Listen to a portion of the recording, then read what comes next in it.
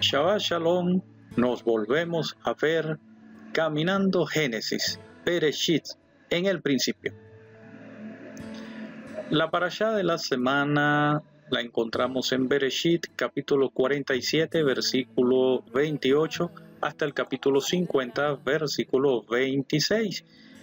Y cabe destacar que es la porción que cierra este primer libro, este primer Sefer, el Sefer de Bereshit, en el principio o Génesis, y se intitula Vayehi, y vivió.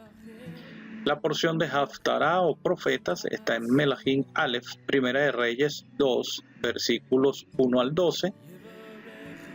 El Brit Hadashah o pacto renovado o escrituras mesiánicas lo tenemos con los temas relacionados en la Besora de Yohanan, en las buenas noticias de Juan, capítulo 13, versículos 1 al 19, y en Primera de Pedro, Kefas Aleph, capítulo 1, versículos 1 al 9.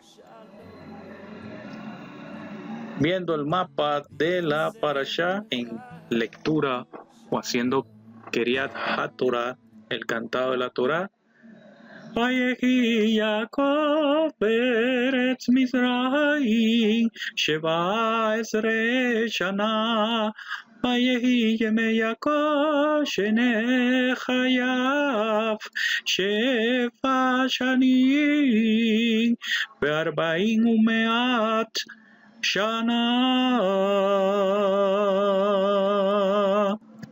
Y aquí el yat o apuntador nos indica cuál es la palabra que da la titulación o nombre de esta porción. Vayehi. Abajo podemos observar la escritura, pero con los puntos vocálicos o nekudot y sus combinaciones con los nombres de las letras más esos signos vocálicos para que nos dé la palabra Vayehi. Tenemos un grupo de palabras relacionadas que, como hemos acostumbrado a mostrar cuando hacemos este recorrido por las diferentes porciones de la Torah, tenemos por ejemplo Hay, que significa viviente o vivo, para indicar una condición. Maim Jaime significa agua fresca o agua de manantial. Podría también, de acuerdo al contexto, hablarse de agua viva, o sea, es un agua que está en movimiento. La otra palabra relacionada es Hayeha, y es una exclamación. Por ejemplo, lo juro, Hayeha, o por tu vida. Luego una palabra que tiene dos significados y que generalmente se hace en los brindis, que como es salud o por las vidas, y es lejaime. Otra palabra relacionada que tenemos es Sefer HaJaime y significa el libro de la vida. Otra palabra es Etz Jaime, que significa árbol de vida. Otra palabra es Haye Metushelach y significa larga vida, o en relación con el personaje, la larga vida o el tiempo que tuvo de vida Matusalem. Y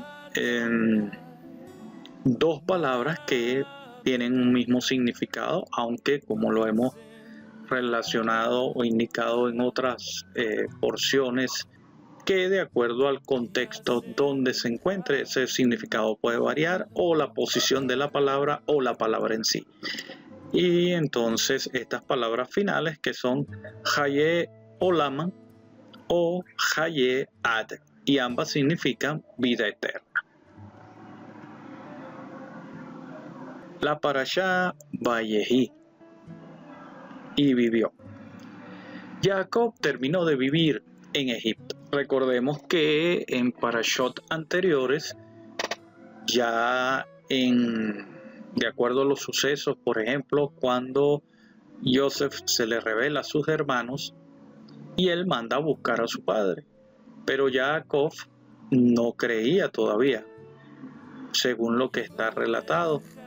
Tuvo que ver los carros, y cuando vio los carros fue que su espíritu volvió, su semblante volvió y decidió bajar, aparte de que el Eterno también le había dicho que no temiera y que bajara a Egipto, y le dio la garantía de que Yosef le iba a cerrar sus ojos, o sea que de alguna manera ya él sabía que iba a morir en Egipto.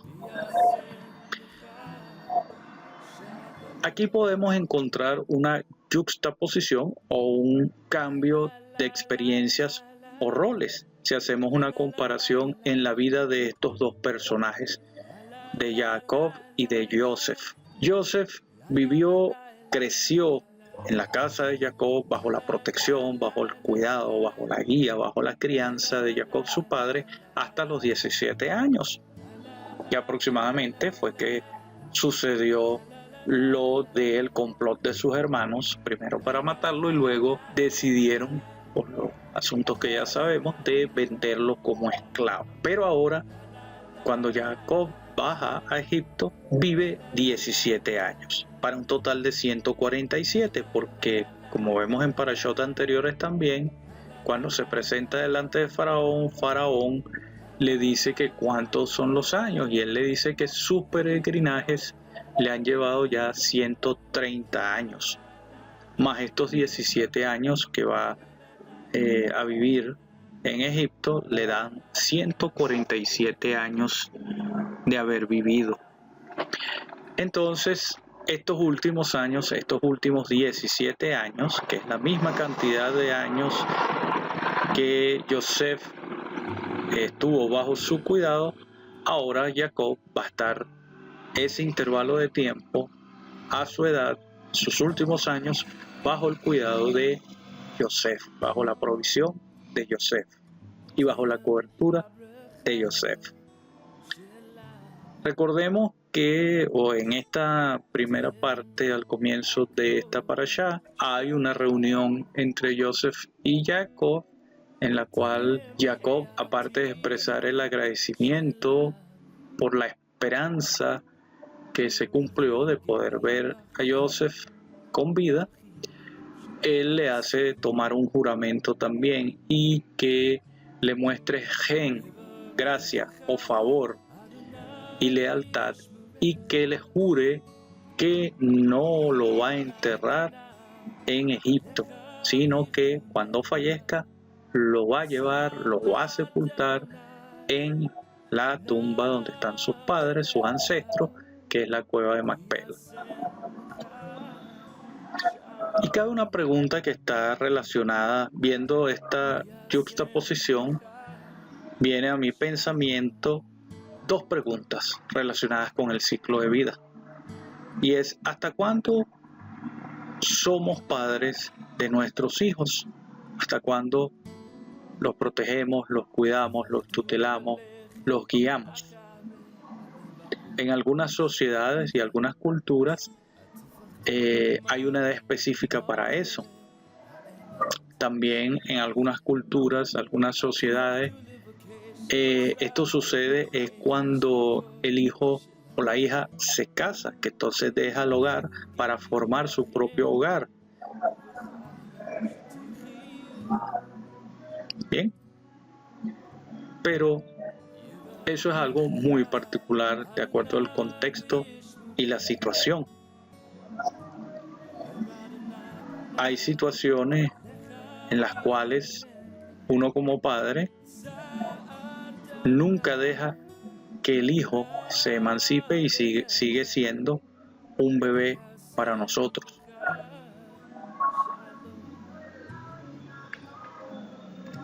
Pero también la pregunta es, ¿cuándo nosotros como padres nos convertimos en hijos de nuestros hijos? Así como nuestros hijos van creciendo, van madurando, van emancipándose, van adquiriendo experiencias y van fortaleciéndose, nosotros vamos en paralelos degenerándonos, porque es la ley de la vida. vamos perdiendo condiciones, vamos disminuyendo la salud, la capacidad de ser independientes, y entonces prácticamente nos convertimos en hijos de nuestros hijos, o como pasó aquí en esta situación con Joseph y Jacob, que en sus últimos años de vida pasó a estar bajo el cuidado, la atención de Joseph. Pero estas preguntas son para reflexionar.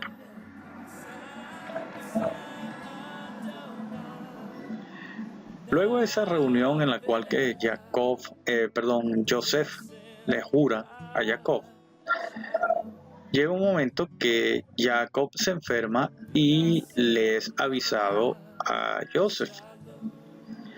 Hay una explicación que lo dice el Midrash, de que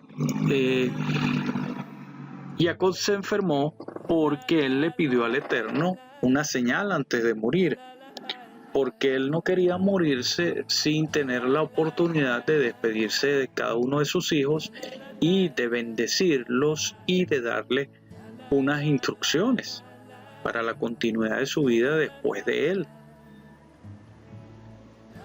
Sin embargo, y si lo comparamos con la Torá, en este fragmento que estamos leyendo, no observamos que la Torá relate, por ejemplo, con Isaac o con Jacob, el momento de que, y Abraham, el momento en que ellos fallecieron y se enfermaron.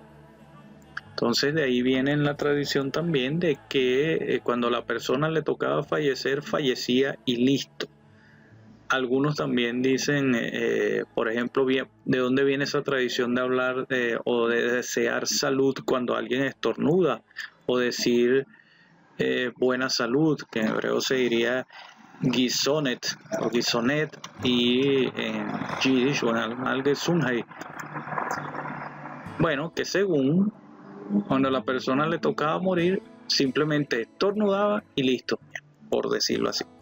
Pero entonces Jacob pidió esa señal, y la señal fue que se enfermara, y al enfermarse ya sabía que le quedaba un determinado tiempo de vida y ya estaba en sus últimos tiempos, y entonces así le fue avisado a Joseph, y Joseph lleva a sus dos hijos, Efraín y Menashe, a su abuelo, que ya está medio ciego, que está con su salud deteriorada.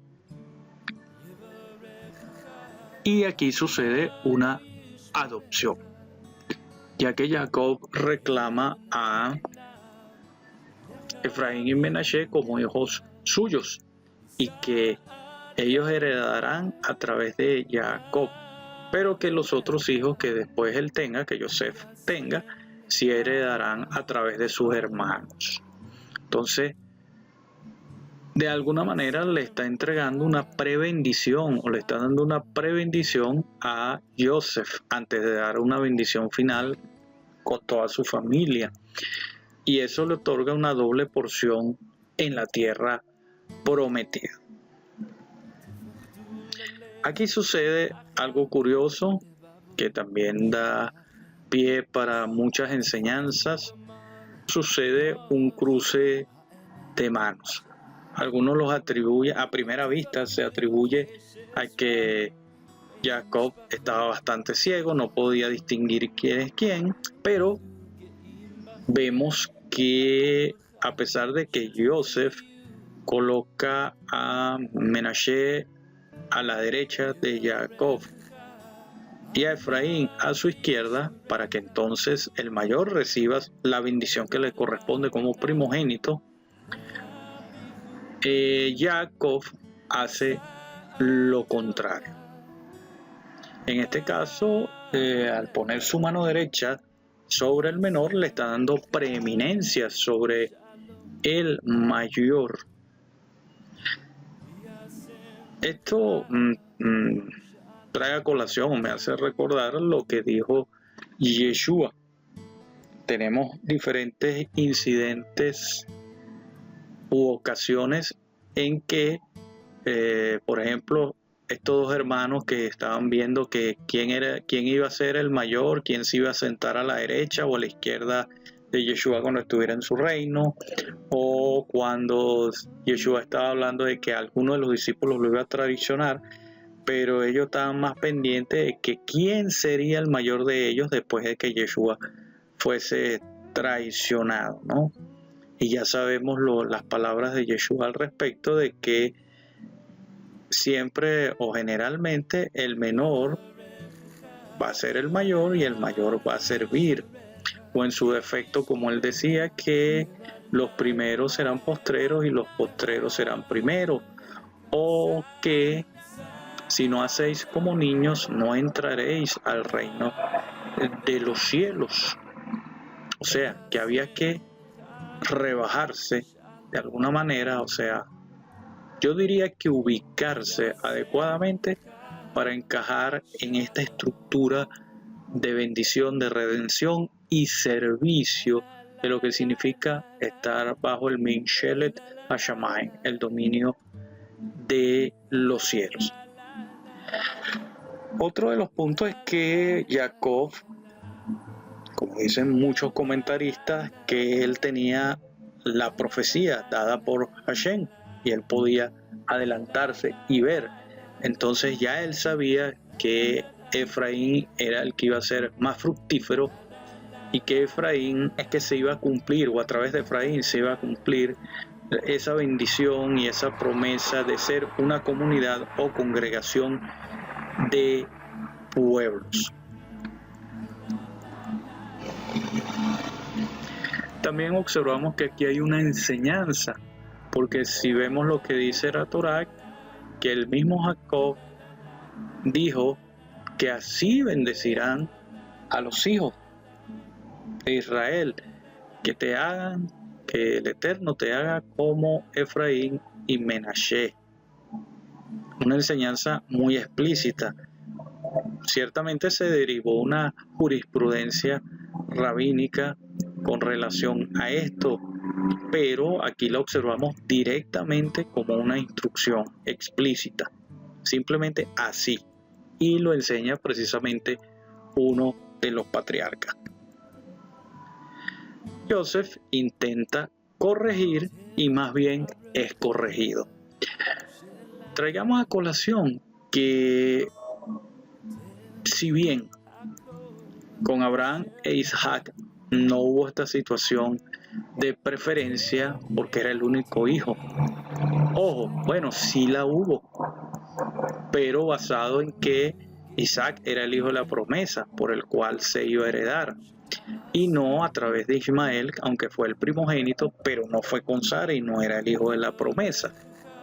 Y recordemos que el producto de eso fue buscarle una solución a la manera de la época, a la manera como era la costumbre, como dice la Torá, o darle una ayudadita al Eterno, ¿no? Ya sabemos que Sara le entregó a Agar a Abraham para que entonces a través de ella fuera que era descendencia, ¿no? Pero a través de Isaac, que sí tuvo o engendró con Rebeca a Esaú o Esaf y a Jacob, que desde el vientre era una pelea y un conflicto ya de una vez, y había una preferencia. En este caso Isaac prefería a Esaf y Rebeca prefería a Jacob, por razones muy específicas, por razones de compañerismo y todo lo demás. Ya ahí empezaba la disfunción. Y sabemos cómo obtuvo la bendición Jacob. No entraremos en detalle con eso. Pero quizás Joseph y todos los hermanos de Joseph, todos los hijos de Jacob, de alguna manera conocían o sabían, podemos presumir o asumir que conocían esta historia, y por lo tanto aquí Joseph intenta corregir esa situación de diciendo, mira, ya aquí no va a pasar esto, que entonces la bendición era de Esaf y se la robó Jacob, entonces esta bendición debe ser para Menashe, que es el mayor, y no se la va a robar Efraín. Entonces intenta corregir a su padre y decir, así no es, padre, y él le dice, no, así es. Entonces, de alguna manera, en este caso, no es por la iniciativa de uno de los padres, no es por la iniciativa de uno de los hijos con ardidez, con artimaña o con astucia, sino que una decisión y una toma de la autoridad del propio patriarca en que decide cómo, cuándo, de qué manera bendecir. Y así es que se da esta bendición y se rompe de alguna manera con este esquema que se viene trayendo de esta familia disfuncional. Y hablamos de que el menor será mayor y lo que eso implica, pero el punto importante al hacerlo a través de Efraín y de que él será fructífero y como lo menciona el mismo Jacob y está relatado en la Torá, que a través de Efraín es que será la comunidad o congregación de pueblos. Esta bendición abre la puerta para la adopción de las naciones, los goín, pero no desde el punto de vista peyorativo, como se usa la palabra de las naciones o gentil. Para ese momento que estaba escrita la Torá, o lo que se relata allí en la Torá, no era utilizado ese término como peyorativo, sino que significaba de las naciones. Entonces, eso abrió, o esto abriría la puerta para la adopción de las naciones en los días que van a seguir después de la muerte de Yeshua, la muerte redentora de Yeshua HaMashiach.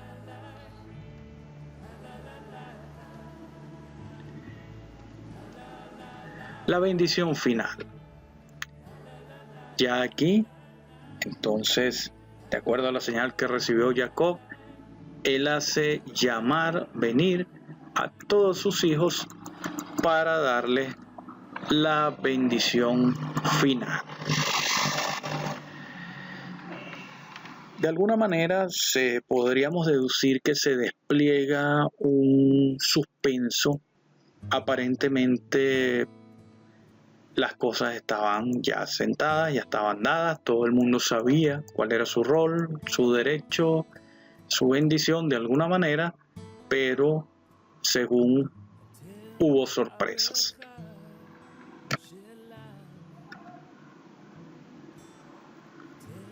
Y aquí observamos a los 12 hijos de Jacob y tenemos un código de colores para indicar cuáles son los hijos de Lea, cuáles son los hijos de Bilhá, los hijos de Silpa y los hijos de Raquel o Rachel. Si nos damos cuenta y hacemos el desglose, son 12 hijos de un mismo padre, pero de 4 madres distintas. Entonces, desde el punto de vista de primogenitura, en este caso, desde el punto de vista patriarcal, desde el punto de vista del padre, el primogénito es Rubén y el último es Binyamin, y así es el orden en que son colocados por orden de nacimiento, por sucesión de nacimiento. Sin embargo, si lo llevamos desde el punto de vista matriarcal, desde el punto de vista de las madres, realmente tendríamos 4 primogénitos, porque tal como lo dice el Eterno en la Torá, que lo vamos a ver más adelante en Shemot, de que primogénito es todo aquel que abre la matriz. Aquí tenemos, aunque tenemos una sola simiente que es Jacob, tenemos 4 matrices que son Lea, Silpa, Bilhá y Raquel. Bien, captamos allí el asunto. Entonces, desde el punto de vista matriarcal, tenemos 4 primogénitos. Y aquí es donde empiezan a suceder los diferentes detalles. Legalmente o tradicionalmente, el que debería recibir la doble porción, el principio de autoridad, el linaje, transmitir la herencia, es el primogénito Rubén. Pero si empezamos a leer las diferentes bendiciones, que algunas de ellas también los comentaristas indican que no son propiamente bendiciones, sino es simplemente afirmar el carácter y lo que son cada uno de estos hijos, y que a raíz de sus hechos y su comportamiento a lo largo de su vida los ha marcado o los ha caracterizado.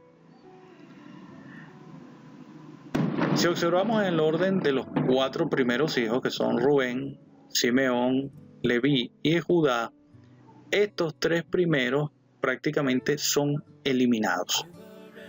Rubén se le quita la primogenitura a raíz de lo que cometió con una de las concubinas. Por eso es que en la bendición más bien lo que está es afirmando que si bien es el vigor de Jacob, también él fue atrevido y subió al lecho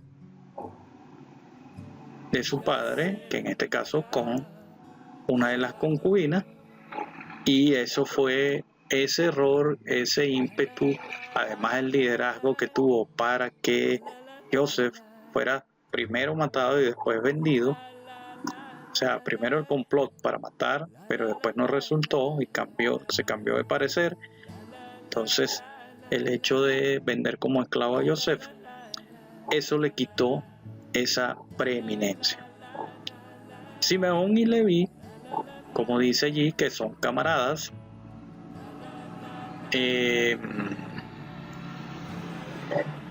Jacob dice, bueno, que su furia es cruel, que son impetuosos y que él no quiere estar bajo eso, pues, y que su legado no esté caiga bajo esa característica. Si lo vemos más adelante, lo proyectamos, cuando vemos la repartición de la tierra, ciertamente Simeón y Leví quedan separados. Sobre todo Leví, que es esparcido a través de las diferentes ciudades en todas las tribus. O sea, ya estaría separado, no como uno, separado en varias partes a través de todas las tribus y no como una sola entidad, sobre todo con Simeón, por ser impetuoso, ¿no? Sin embargo, observamos que en el caso de Leví es un servicio tan especial que va a venir a través de esa tribu, como son los sacerdotes y los levitas. Entonces,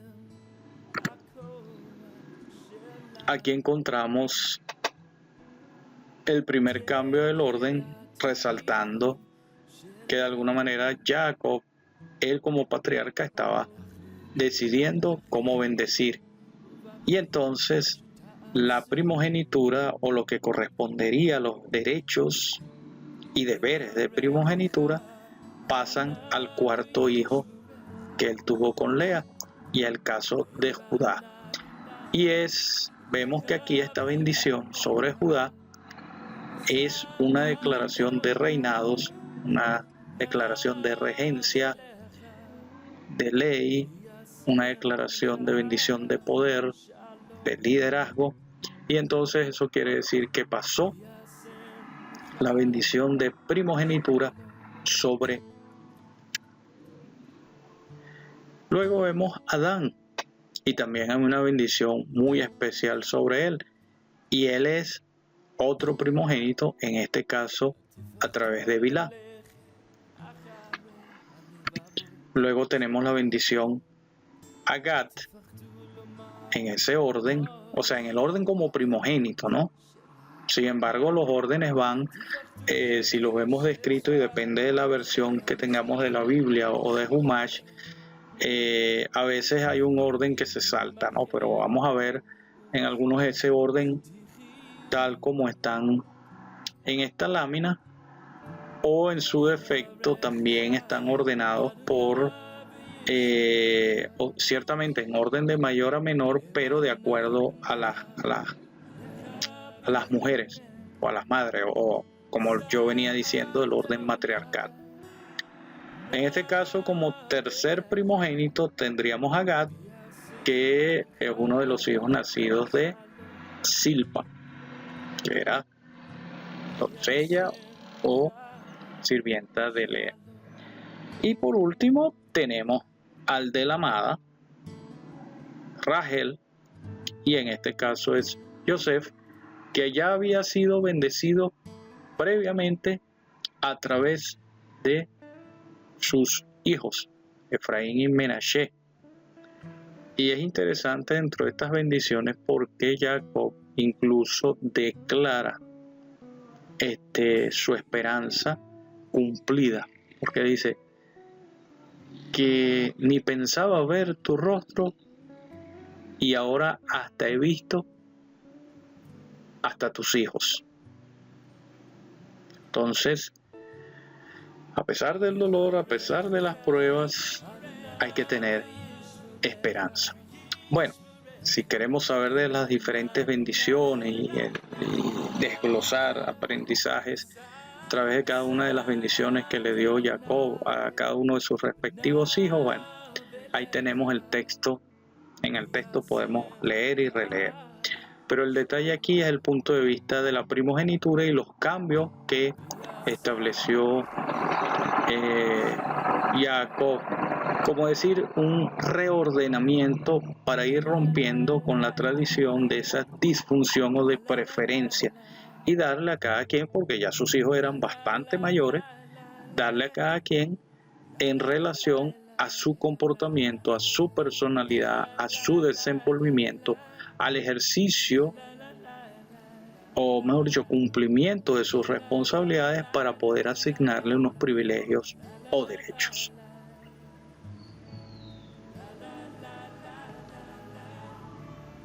Claro, pero todos tienen bendición.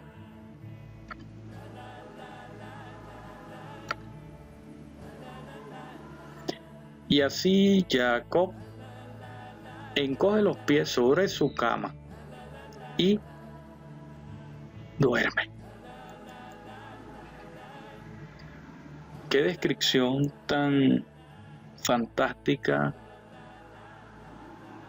tan apacible, así como cuando uno se va a dormir, así fallece Jacob.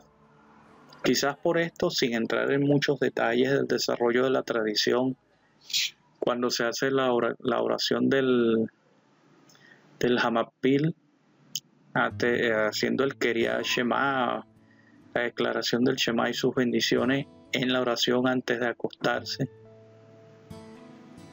para que sea guardada nuestra alma y que descansemos en paz y que descansemos y que despertemos para una vida buena y en paz, y que luego al otro día, en la mañana, cuando agradecemos con el Modeaní y le decimos que bendito es Él y te agradezco por haberme permitido despertar en este nuevo día y que grande es su misericordia. Entonces Jacob duerme y aquí Joseph debe asumir el rol que ya le había sido encomendado, porque fue, acordemos, la primera conversación con que inicia esta parashá, en la cual Jacob le pide a Joseph que le haga favor, que le manifieste el favor y lealtad y que no permita que fuera enterrado en Egipto. Entonces Joseph coordina todo, pero todos los hijos cumplen de cargar y llevar a Jacob a ser enterrado en la cueva de Macpela con sus ancestros. Pero luego regresan, y al regresar empiezan los hermanos a preocuparse de que entonces, o sea, a dudar del perdón de Joseph, y que entonces, como ya no estaba Jacob era el que pensaron que Jacob era el que frenaba la ira de Joseph, y que ahora que este no estuviera, entonces Joseph ahora sí la iba a agarrar con ellos.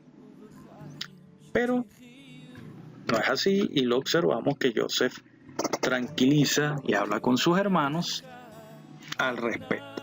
Y de allí también hay un midrash en el cual esa posible explicación, porque no está descrita completamente ahí en ese fragmento de la Torá, de que los hermanos de Joseph le dicen, bueno, pero es que,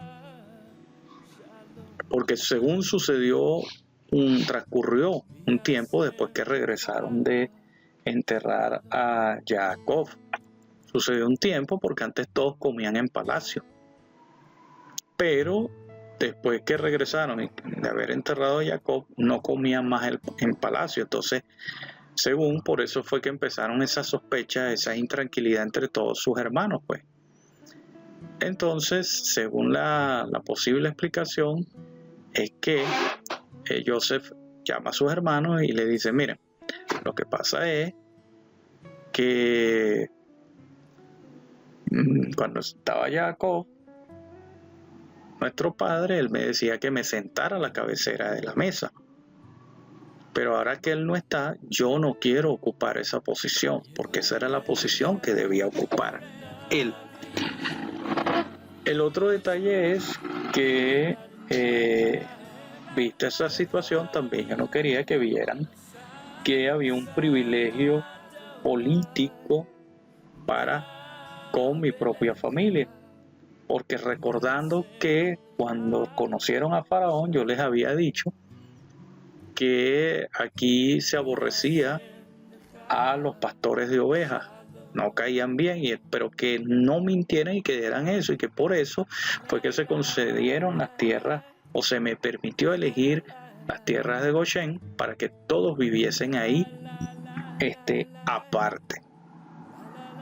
Entonces, según esa fue una de las explicaciones, para no mezclar la gimnasia con la magnesia, o mezclar privilegios o abusar de los privilegios, ¿no? Según. Pero bueno, eso es una posible explicación, porque la Torah lo único que dice es que Joseph tranquiliza a sus hermanos en ese aspecto de que sí los ha perdonado y que a su vez aprovecha a Joseph de, así como Jacob le pidió favor y lealtad, él les dijo también a ellos que llevarían sus huesos también a la tierra prometida, que en el tiempo que estuviesen en Egipto y prosperaran y fructificaran y sojuzgaran, luego de eso que salieran, se llevarían sus huesos para enterrarlos con sus padres. Había esperanza de nuevo, actuando y hablando y pensando en base a algo que no había sucedido todavía, en base a algo que no se había visto en físico o no se había llegado a ello, pero ya en el corazón y en la mente se abrigaba esa esperanza y se trabajaba en base de que eso sucediese o fuera a suceder algún día.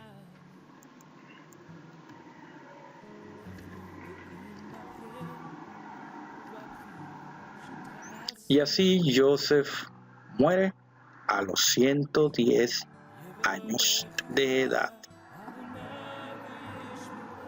Según los comentaristas, Joseph pudo ver también hasta sus bisnietos.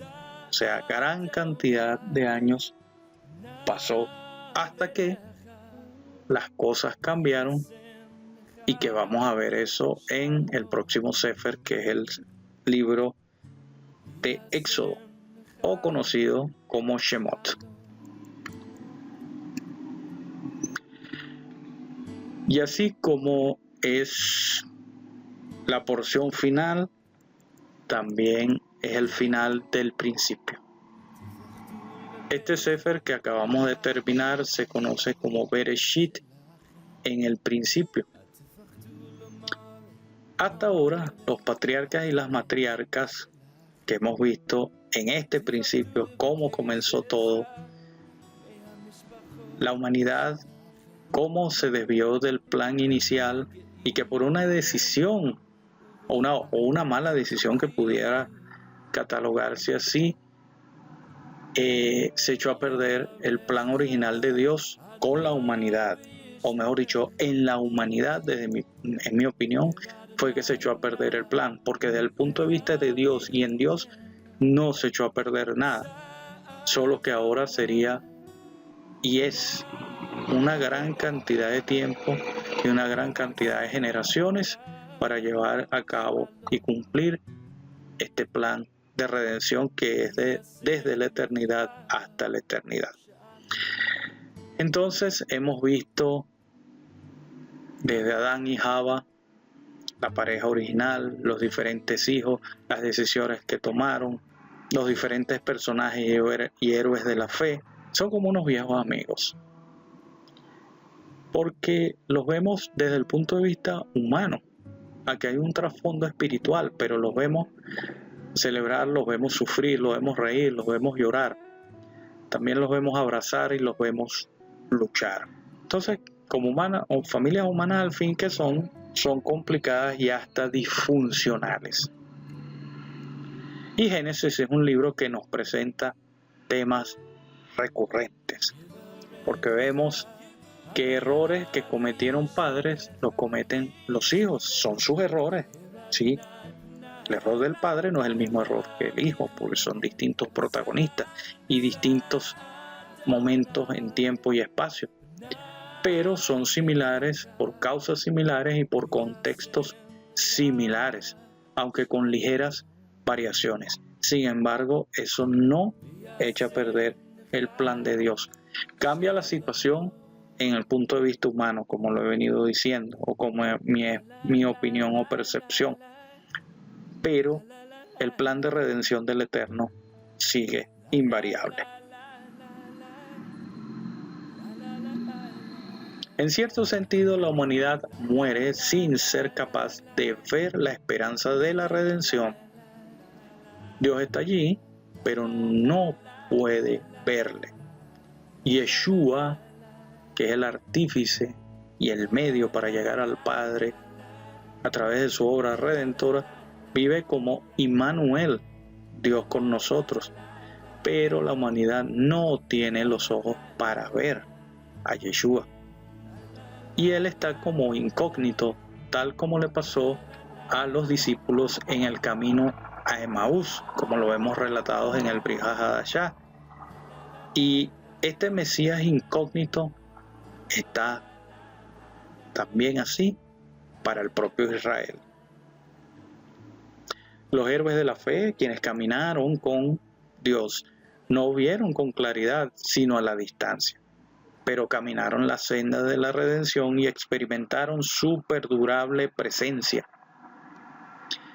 Por ejemplo, Hanoch escapó de la muerte, él fue tomado por Dios mismo.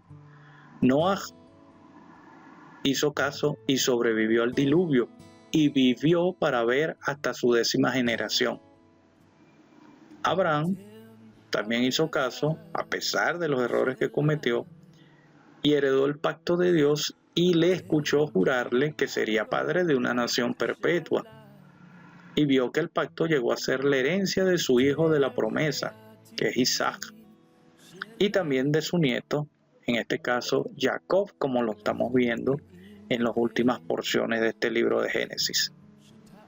Finalmente, Israel, Jacob, vio su familia de jefes tribales reconciliada, o por lo menos un poco más unida y más concordante comparado como fue en aquel tiempo, como cuando Joseph era joven.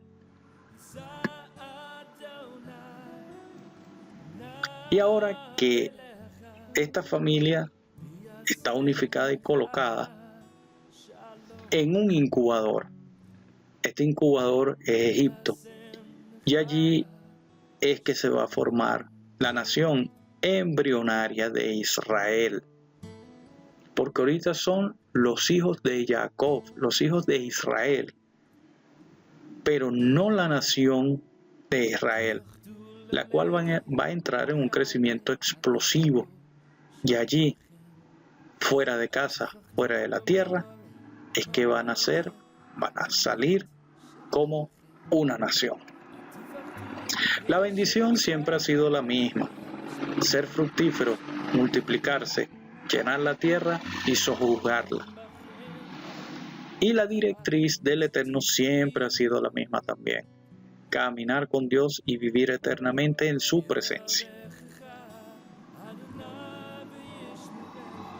Estamos comprometidos a caminar con nuestro Padre bajo el Minshelet Hashamayim, el dominio de los cielos, lo que indica la Torá. Estamos habitados por Immanuel, Dios con nosotros. Nos ha redimido Mashiach del sendero egoísta que lleva maldición, exilio, destrucción y muerte. Experimentamos la presencia de Dios a nuestro lado, en nuestra vida. Kefas, conocido como Pedro, nos enseña: siendo renacidos no de simiente incorruptible, sino de incorruptible, por la palabra del Dios viviente y que permanece para siempre. En su capítulo 1 de su primera carta, versículo 23, nos dice esto, nos enseña. Entonces, la Torá no solo habita en nosotros, sino que tiene una vida propia dentro de nosotros, si se lo permitimos, si la ponemos en práctica. Entonces, renovemos nuestro compromiso de estudiar la Torá y dejemos que su vida fluya dentro de nuestro corazón. ¿Creemos que Dios puede guiarnos? Sí. ¿Nos dejaremos guiar? Ahí es donde está el meollo de esta respuesta. Entonces, ¿estamos prestos para caminar en lo más abundante y poderoso que Él tiene para nuestra vida y sumergirnos en la obediencia? El Eterno hizo a Abraham padre de multitud de naciones. ¿Por qué? Porque él escuchó su voz y se puso sobre sus pies, o sea, caminó para seguir su instrucción. Precisamente en la Besorá de Yohanan, que se enlaza con la lectura de esta porción de la Parashá, se habla de el lavado de los pies, que Yeshua entonces tomó posición de siervo y tomó una vasija, tomó una ponchera y la llenó de agua y con la jarra y agarró un paño y empezó a lavarle los pies. Y Pedro fue el primero que dijo: no, yo no soy digno de que me estés lavando. Y él dijo: bueno, si no te lavo los pies, no tendrás parte conmigo. Entonces ahí sí le dijo: bueno, entonces lávame todo. Él dice: bueno, el que está limpio, no, solamente lo que hay es que lavarle los pies. Y que lo hago ahorita, lo que hago ahorita lo entenderás después. Qué interesante. ¿Por qué no otra parte del cuerpo? Lavar las manos, por ejemplo, como la tradición. Lavar los pies. Porque con los pies es que caminamos. Con los pies es que nos asentamos y nos dirigimos hacia donde determinamos. Hacia donde hemos determinado ir. Si Yeshua nos ha lavado los pies, ¿para qué? Para caminar la senda que Él nos está indicando, para seguir sus instrucciones, para ser como Abraham, de ponernos sobre nuestros pies y caminar, para seguir su instrucción. Entonces fortalezcámonos en la palabra, caminemos a través de las escrituras, estudiemos, meditemos y reflexionemos en ella. El mismo Yeshua no se lo dijo a los que le inquirían de por qué se creía el Mesías o por qué se hacía llamar, y él dijo: bueno, escudriñad las escrituras, pues a vosotros os parece que en ellas tenéis la vida eterna, y ellas son las que dan testimonio de mí. Y no se estaba refiriendo a lo conocido como el Nuevo Testamento, porque en ese momento no estaba escrito. Lo que estaba escrito era la Torá, los profetas y los escritos propiamente dichos, y parte de las tradiciones que se estaban desarrollando o se habían desarrollado de modo oral. Entonces, habitemos en la presencia de Dios y en humildad dejemos que la escritura y la oración guíen y le den forma a las decisiones en nuestra vida. Así como lo decimos en la congregación al terminar la porción de la Torá y sobre todo la porción que cierra cada libro de la Torá, como corresponde y como pasa en esta ocasión, se dice Hazak, Hazak, venid Hazek.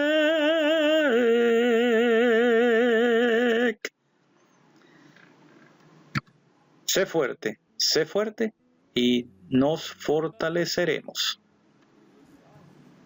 Shabbat Shalom. Ad Habaam Haba Nitrae. Hasta la próxima. Nos volveremos a ver.